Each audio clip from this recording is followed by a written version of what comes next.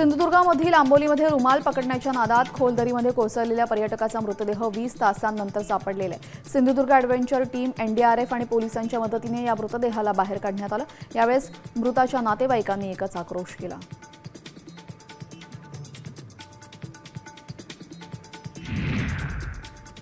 रत्नागिरीतल्या मिरकरवाडा बंदराला उधाणाच्या भरतीनं तडाखा दिलेल्या बंदरातील मच्छीमार नौकांच्या संरक्षणासाठी ब्रेक वॉटर वॉलवरनं समुद्राचं पाणी थेट बंदरातील जेटीच्या काठापर्यंत पोहोचलंय।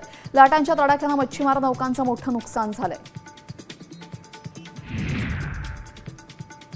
येत्या अधिवेशनामध्ये एसटी कर्मचाऱ्यांचा मुद्दा मांडणार असल्याचं आश्वासन ठाकरे सेनेचे नेते भास्कर जाधवांनी दिले। विधानसभेमध्ये एसटी कर्मचाऱ्यांसाठी आवाज उठवू असं ते म्हणाले। त्यामुळे अधिवेशनामध्ये एसटी कर्मचाऱ्यांचे प्रश्न मार्गी लागतात का हे पाहणं महत्त्वाचं ठरेल।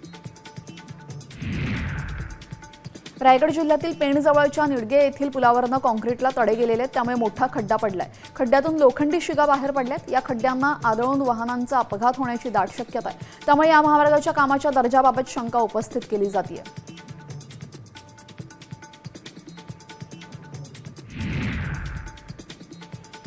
सिंधुदुर्गच्या कुडाळमध्ये 210 ब्रास वाळू जप्त करण्यात आलेली आहे। झारापमध्ये अवैध वाळूचा साठा करून ठेवल्याची माहिती मिळाल्यानंतर महसूल विभागाकडून ही कारवाई करण्यात आलेली आहे।